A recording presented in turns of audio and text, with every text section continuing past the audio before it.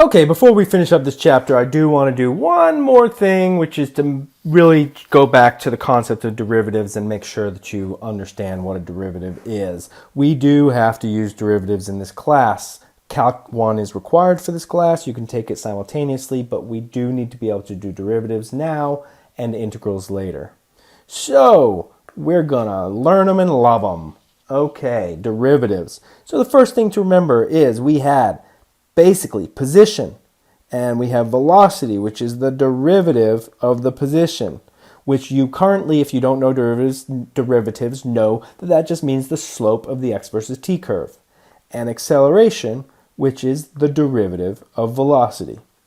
Okay, so what does that actually mean? Up until now, if I gave you an equation, x equals 3t squared plus 2t plus 1, which we did have some of these things on the homework, you could identify that equation by looking at the equivalent kinematic equation. We had said in kinematics that delta x is equal to 1/2 at squared plus v0t, which means x minus x initial equals 1/2 at squared plus v0t, which means x equals 1/2 at squared plus v0t plus x0.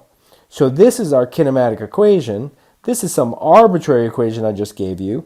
And you can look at these and say, oh, okay, so if I have this arbitrary equation at the top, I can recognize that x0 is 1, that's my initial position. v0 is 2, that's my initial velocity.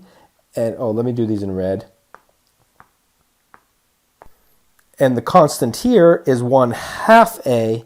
1/2 a equals 3. If 1/2 a equals 3, then a equals 6. Okay, so I can look at this equation and say, okay, a equals 6 plus 6, v equals plus 2, x initial equals plus 1. So now I've got a kinematic equation. I can turn this into a kinematic equation, and I can then use these numbers in the other kinematic equations. Okay. But you didn't need to really do that, because what we could do is we could just use the definition of derivative and the definition of acceleration, the definition of velocity and the definition of acceleration to take this equation and determine the velocity and acceleration without ever comparing it to the kinematic equations we already know. So the other way of doing this is to indeed take a derivative. We can say, okay, if x equals 3t squared plus 2t plus 1, then v equals dx dt. That means take the derivative of this function. Let me just write down the derivative of this function, and then we can talk about how I knew what it was. For those of you who do know how to take derivatives, which really should be all of you, you should all have tools to do so. You should have the access to the information of how to take a derivative. But what we get is, you do it in your head before I do it. Do it now. Pause. Okay, I'm doing it. Whoops. 6t plus 2. That's the derivative, 6t plus 2. That's the velocity function, which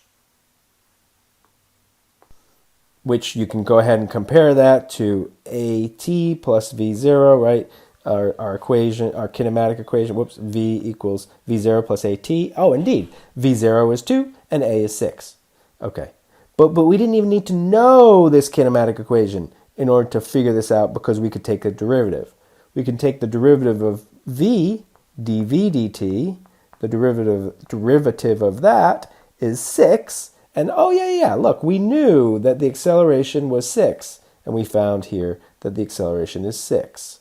So instead of referring to the kinematic equations, we can simply, if we have a function for x, we can simply take the derivative to find the function for v, and take the derivative again, or the second derivative, to find the function for a. By the way, a is just right. We took the second derivative of x. We took the first derivative of x to get velocity, and then we just took another time derivative of that quantity to get acceleration. Just in case, just to refer to some. I'm sorry. What I'm trying to say is just to get the terminology down. If x is our position, and if v is the derivative of x, and if a is the derivative of v, then a is also the time derivative, I should be saying, the time derivative of dx dt, which is also written as the second derivative of x with respect to time. And I did put those squares in the right places. D squared x over dt squared. That's just notation to indicate we're taking the derivative of x twice. Okay. Now, how do we do derivatives?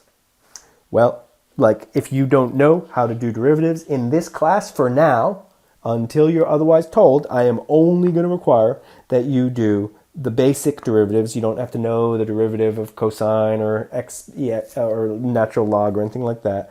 You need to be able to do the basic derivative. If x is equal to a constant, times t, a variable, to the n, so a and n are constants,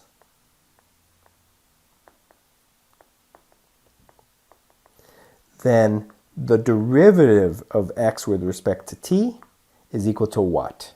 For those of you who've done derivative, or for all of you, you should think about it, look it up, see if you can remember. But basically what it is I'm going to tell you now, we take the exponent and we put it down in front, and then we subtract 1 from the exponent.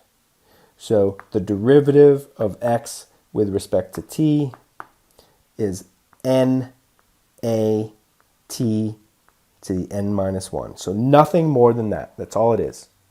Now this isn't just x and t, this is any two variables, right? This is any two variables. And this is really much more important than you might realize, because what we're able to do here is calculate a rate of change. We're able to see how does one variable change when another variable changes. And that's something in life we do all the time. We want to know, how our weight loss changes if we change some other variable in our life. If we change how many sodas we drink every day. That's a derivative. Okay, so in general, right, it doesn't have to be x and t. It could be any two variables, right? If we have a function f of any variable, f of, I guess we usually call it f of x, is equal to a x to the n. Therefore, the derivative of that function, df dx, is equal to, we just bring that over here, n a x to the n minus 1, right? df dx. Or if we have p equals a q to the n, where p and q are our variables. We want to know how p changes with q. dp dq equals n a q to the n minus 1. Okay.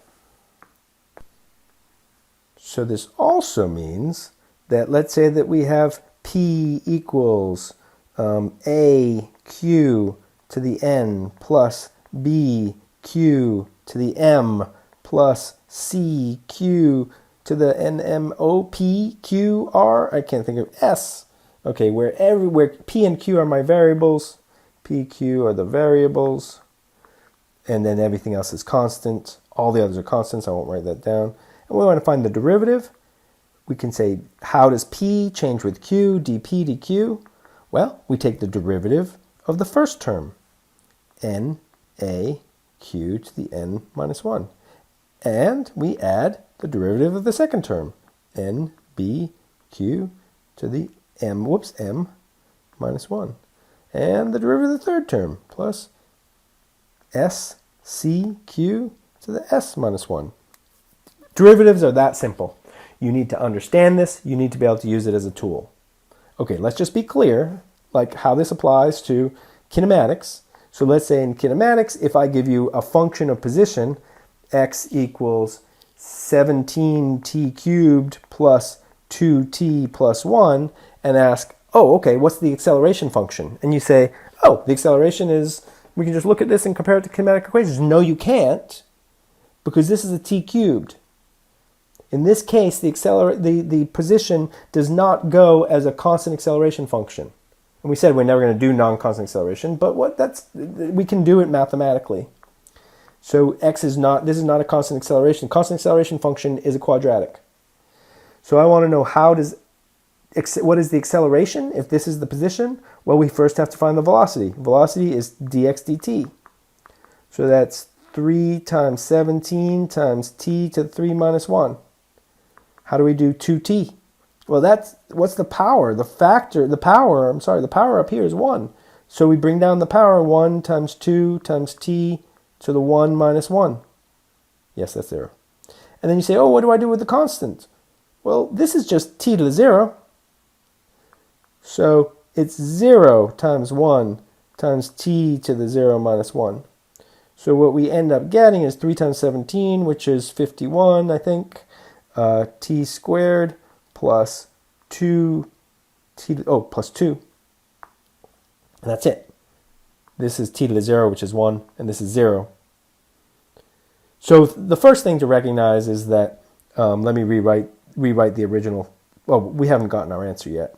Let's do the acceleration. A is dv dt, so we just do the same thing. Bring down the 2 times 51 times t to the 2 minus 1, and the 2 turns into a 0 because it's 2 times t to the 0. T to the 0 is 1. So we bring the 0 down, 0 times 2 t to the... You don't have to write out all these steps pretty obviously. So this is 102 t. So A, the acceleration function, is 102t. Okay. So in general, right, x equals 17t cubed plus 2t plus 1. Right? I mean, so we just take the power, we bring it down in front, 51, and we subtract 1 from the power. And so hopefully you can just see without writing it out the way I did that 2t just turns into 2, and a constant, the derivative of a constant is always 0. Okay. We had already written this down, right? That the velocity function is that, and the acceleration function is that. Okay. Okay, so this is the basic thing that you need to know about derivatives. If you've got a function that looks like this, you got to be able to do this. There you go.